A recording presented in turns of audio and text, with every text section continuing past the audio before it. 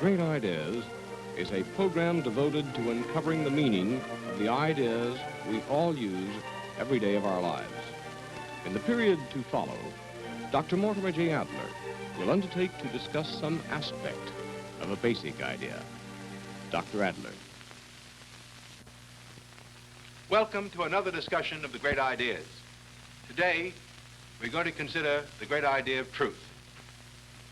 As beauty is connected in our minds with art, as goodness is connected in our minds with the character of men and their actions, so truth is connected with the pursuit of knowledge, with all the attempts that men make to know in science, in philosophy, and religion. All earnest and serious efforts at inquiry comprise the pursuit of truth. Now, you've heard, I'm sure you've heard people say, I'd like to know the truth about that. I'd like to know the truth about that. I wonder if you've stopped to think how redundant that expression is, to know the truth. Because the very meaning of the phrase to know is to have in one's mind the truth about the object one is trying to know. Perfectly obvious, is it not, that false knowledge is impossible? It wouldn't be knowledge if it were false. And true knowledge is redundant. To know is to have the truth. And those who doubt man's ability to know anything are skeptical, therefore, of his ability to possess, to have the truth about anything. Now, skepticism is just one of the attitudes that men take toward the problem of the pursuit of truth. There are others. Let me summarize for you quickly some basic oppositions in the attitudes that men take toward truth. First is this attitude that I just mentioned, skepticism.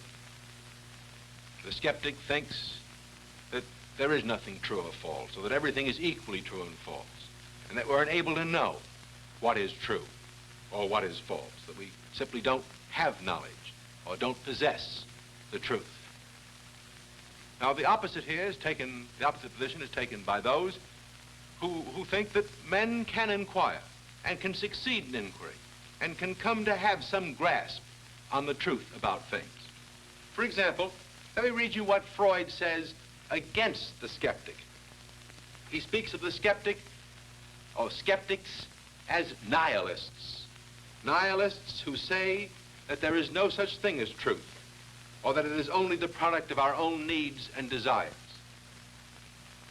They make it absolutely immaterial what views we accept.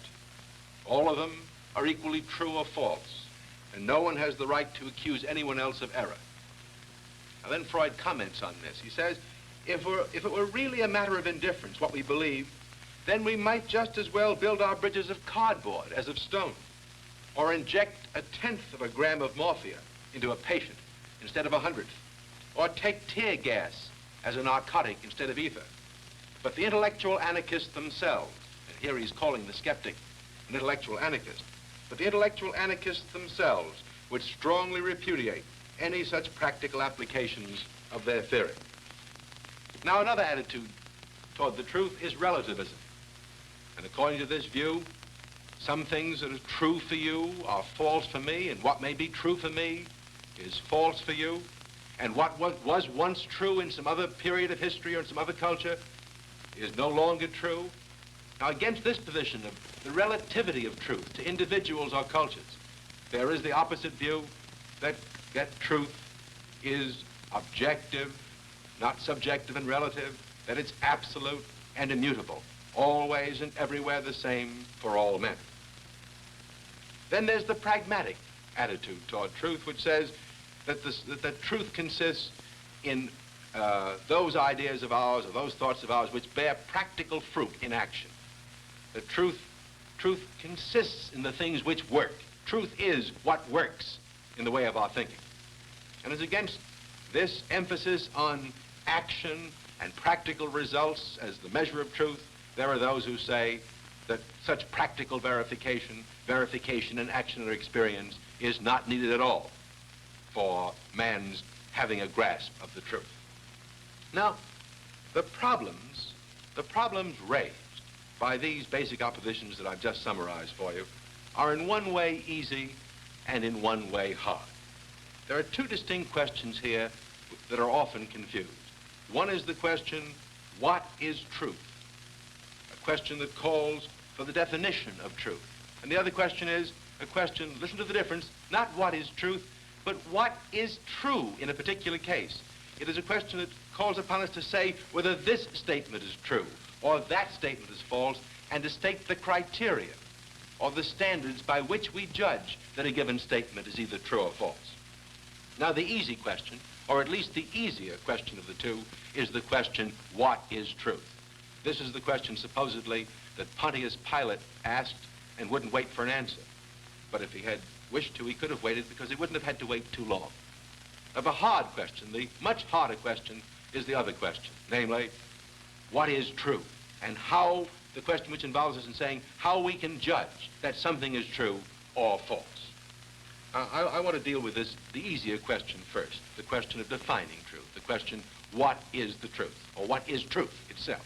And then go from that to the harder question, the question about how we know whether something is true or false, some statement is true or false. And then if there's some time left, I'd like to deal quickly at the end with the problem of the relativity and mutability of truth. You all have a pretty clear notion of what truth is. Let me show you that you do by reminding you of the distinction between truth-telling and lying. Every one of us has told a lie. Every one of us knows how to lie. And every one of us knows the difference between lying and telling the truth. We know that if we say something is the case when it is not, or that it is not the case when it is, we're lying. That substitution of is for is not, or is not for is telling a lie. That's why Josiah Royce defined a liar as a man who willfully misplaces his ontological predicates. A man who willfully misplaces his ontological predicates. And you can see then that lying is a lack of correspondence between what one thinks and what one says. When one takes an oath in courtroom to tell the whole truth and nothing but the truth, what one is taking an oath to do is to put into speech faithfully what one thinks, to let there be no discrepancy between speech and thought. Now, this doesn't imply at all that when a man speaks truthfully, that it follows necessarily that what he thinks is true in fact. For a man who speaks truthfully may be in error, may suppose he knows something that in fact he does not know. But I want you to notice this. Consider this question. Can a man lie deliberately without at least thinking that he knows something to be true, that he has some grasp of the truth? Could he tell a lie if he didn't think that he had a grasp of the truth? This is a good question, I think, for the skeptic to consider. Now, there's another mode of truth, other than this business of telling the truth as opposed to telling a lie, which exists in the communication of men, when men are talking to one another. Now, when men talk to one another and words pass between them, it is possible for those words to be used by them in such a way that they have the same ideas in mind. Or sometimes, when communication fails, it is possible for them to use the same words but have quite different ideas in mind.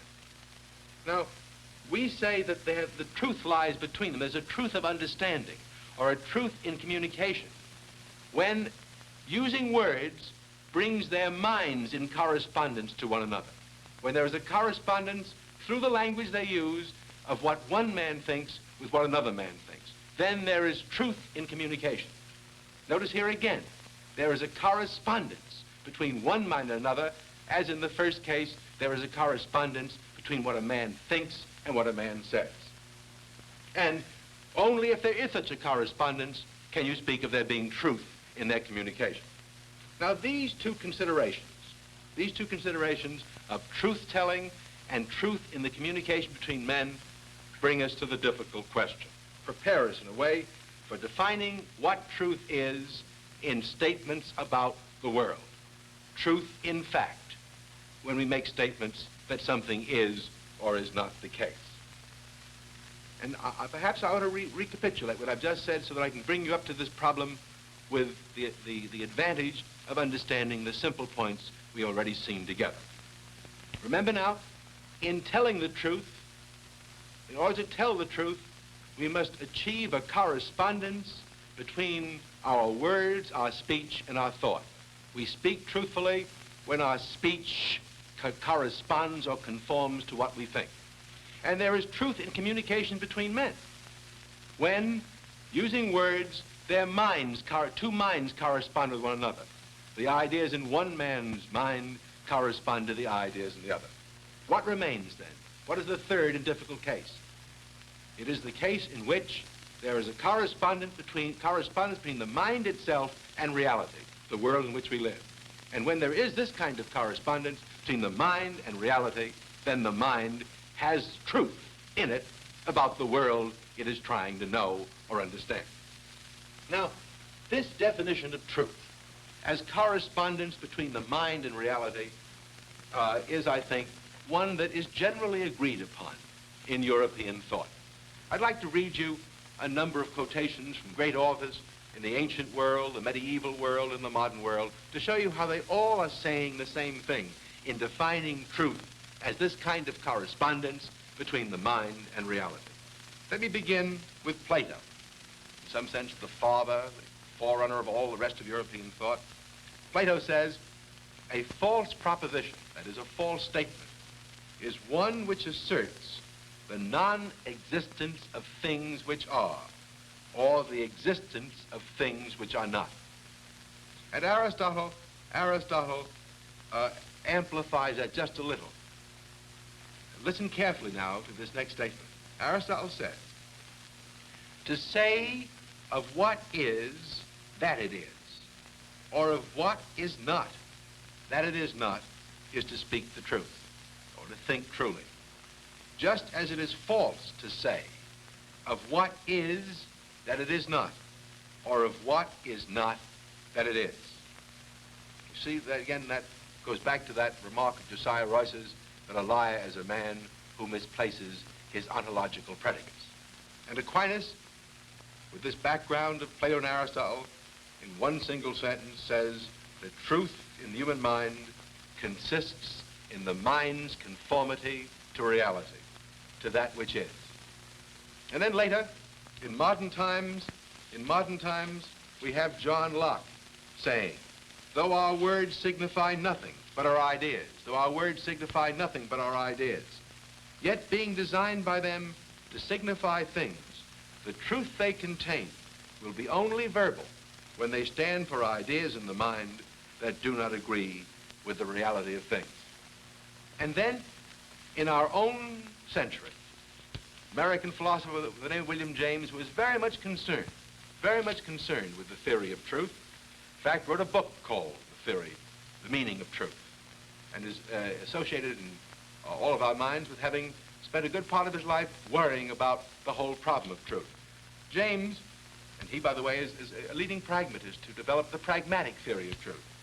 James, referring to the pragmatist idea or view that an idea is working successfully is a sign of its truth. He warns his critics that this is not a new definition of the nature of truth. Notice, the idea's working is a sign of its truth, but it's not a new definition of the nature of truth, but only a new interpretation of what it means to say that the truth of our ideas, listen now, that the truth of our ideas consists in their agreement with reality, as their falsity means their disagreement with reality. Pragmatists and intellectualists, James goes on to say, both accept this definition as a matter of course. But he also points out that the theory of truth begins rather than ends with this simple definition of truth as agreement with reality. Many problems remain. Now, I think the rather remarkable fact here is the extent of the agreement across the centuries of philosophers of quite different persuasions concerning the nature of truth. It's a really remarkable agreement. How then, you may ask, is there any problem of truth left for us to consider? If they do agree about this, what is the problem of truth that has disturbed them and concerned them so much? What do philosophers quarrel about in regard to truth? Not about what truth is, but about what is true. The problem they are concerned with is how we tell whether something in question is true or false. And that is the difficult problem. Now, let's assume for a moment that truth consists, that what truth is the correspondence of one thing with another. The truth in the mind is the correspondence of the mind with reality. Or the truth in our speech is its correspondence with what we think. Now notice, if this is the case, then in the simple problem of telling the truth, everyone except the pathological liar is able to know quite directly whether his own words faithfully express what he thinks. That correspondence between my speech and my thought is something that I myself can directly inspect. I have no problem of seeing whether or not my speech corresponds with my thought. And in the case of communication between two men, which of course is a little more difficult, nevertheless, it's still possible for the two men, by talking to one another, patiently and painstakingly, to discover whether or not they are getting a correspondence between what they think. They ask one another questions, they test each other's use of words, and by this careful, patient, methodic effort, they can detect whether or not, in their efforts to communicate, there is a correspondence between their minds, and so a truth in their communication. Let me show you these two cases in a diagram. In the simple case of truth-telling, where speech corresponds with thought, where what I say corresponds with what I think, there's no difficulty about detecting the correspondence at once, because it's all within my own mind. I understand what I say, I understand what I think, and I can see a correspondence between them, can I not? Or when I lie, I know quite well that what I say does not correspond with what I think. And here, the little slightly more difficult case of two men, A and B, mind A and mind B. Speech connects them. They are in communication. And by speech, they can tell whether their thought is the same, whether there's a communication in thought, whether they have communicated thought from one another, they have thought in common, the ideas or thought of one man corresponds with the ideas or thought of the other. There again, it is possible, because they can speak to one another and try each other out to test the presence or absence of the correspondence of their minds. Now then, let's take the really difficult case.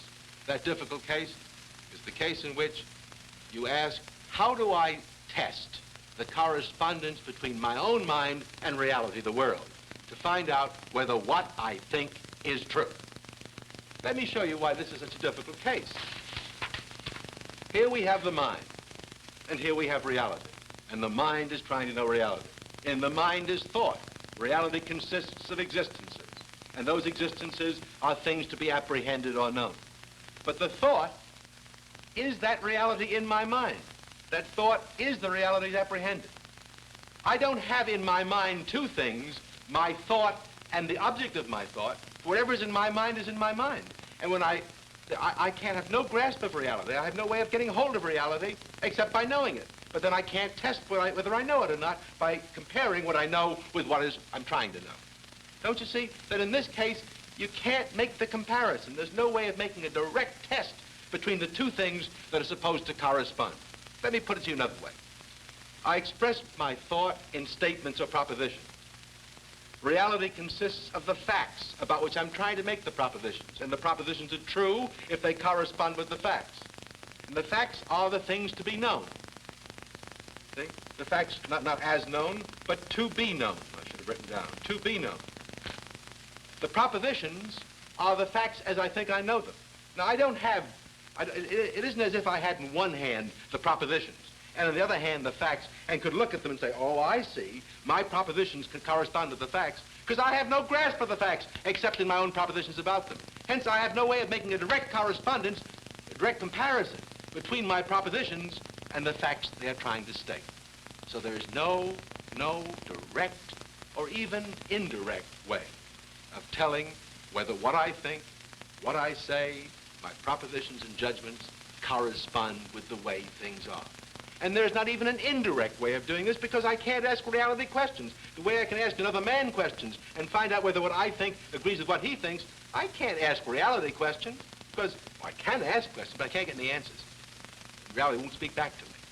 And so there's no way of getting, by communication, the direct or indirect test of whether what I think, what is in my mind, corresponds with reality and the way things are. That is the problem of truth, really. Not knowing what truth is, for truth is the correspondence of my mind with reality, but the problem of telling whether what I think is true, if truth consists in the correspondence of my mind with reality. Now, there is the beginning of a solution of this problem. Staying within my own mind. Let's suppose I make two statements. Let me call one of them Proposition P and the other Proposition Q. Those are two separate statements. Anything you want to say. Suppose these two statements are contradictory. Suppose they are like the statements A is B and A is not B. Or 2 plus 2 equals 4 and 2 plus 2 does not equal 4. Now we know, don't we, that both can't be true. In fact, that one must be true and one must be false. And this is the beginning of this test of contradiction or non-contradiction or consistency is the beginning of a sign within our own minds, just staying within our own minds and having nothing but the things we think ourselves, our own thoughts. We know that if we contradict ourselves or if we think contradictory things, we're missing the truth somewhere. And this is an interesting point because for consistency or coherence or the absence of contradiction to be a sign of truth and falsity, or a difficulty about truth and falsity, itself presupposes that there can be a correspondence between the mind and reality. For if reality were full of contradictions, then the presence of contradictions in the mind would not be a test or a sign of truth or falsity. Only if reality is non-contradictory, if there is in the world of existence no contradictions, are we permitted to think that when we find a contradiction in our own minds, we have at least come into contact with one thing which is true and one which is false. Now, most philosophers are not satisfied with this sign of truth. I say most. There are some exceptions. Some philosophers think this is quite sufficient. For example, Descartes takes the view that when our own ideas are quite clear and distinct, when they're so clear and distinct that they're free from all contradiction, then we know we have the truth. Then we are sure, we're certain of our possession of the truth. And Spinoza says, for example, what can be clearer or more certain than a true idea as the standard of truth? Just as light reveals both itself and the darkness, so truth is the standard of itself and of the false. But this is not sufficient, I think, and I'd like to show you why it is not. Suppose these two propositions are contradictory. What we know then is that one must be true and one must be false, but which? Either one could be true. Either one could be false. We don't know which is true or false from knowing that their being contradictory makes one of them true and one false. Now, how do we solve that problem? We can only solve that problem if in our mind there are some propositions or principles which are given as true, which we are certain about as true, so that these can be used as the measure or standard of the truth in other propositions. If, for example, we were absolutely sure that proposition P is true, then we would know that if Q contradicts it, Q is false. But we only have to know first that P is true. And we can't know that simply from the fact that P contradicts Q.